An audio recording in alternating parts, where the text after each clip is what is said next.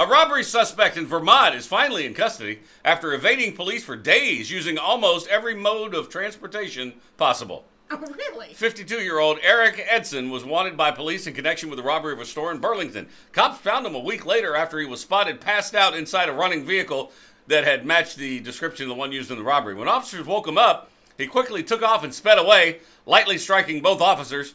Cops found him a day later and pursued him on foot until he stole a bicycle and rode away to a nearby pier at Lake Champlain, where he stole a sailboat and tried to sail away. Come sail away. Come sail away, come sail away with me.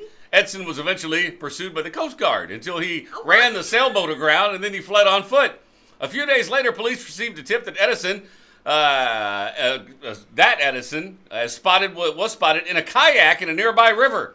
When he saw police, he stopped the kayak on land and fled on foot again. Then he jumped back into the river and swam to the other side, where he was finally met by state police and game wardens. He was taken into custody and brought to the hospital for some injuries, where he sustained while on the run. He's facing a dozen charges for armed robbery and trying to evade police. I am exhausted. Yeah, sounds like a script of the new Planes, Trains, and Automobiles movie. Seriously. Guys getting around. Boats, kayaks, and sailboats. He really did use all modes of transportation. And 10 to 15 people fighting, chairs, bowling balls being thrown through the air, absolute chaos. That's how the police described a large-scale brawl that broke out at a bowling alley in East Longmeadow and ended with multiple individuals being arrested. Police responded shortly after 10:20 Friday night to a report of several people fighting inside the Shaker Bowl bowling alley at 168 Shaker Road, which offers regular bowling and not candlepin bowling.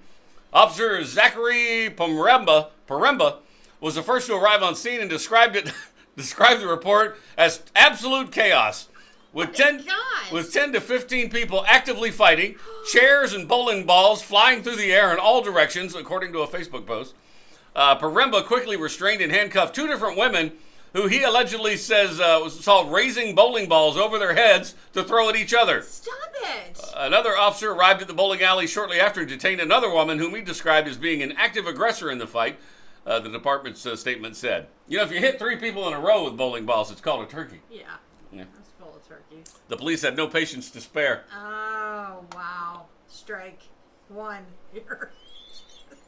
That's baseball, Mel. Well, you still gotta get a strike. I see. All right, those are your knuckleheads. You can find those stories wherever you follow us on social media. Just search for Mel and Scott in the morning. Wow. It's fun to do. I can't believe bowling balls. Chunking bowling balls at each other. That is crazy. Some strong women, man. That is. Some of them suckers are Yeah. heavy. They're so heavy. Chunking them like ping pong balls at each other.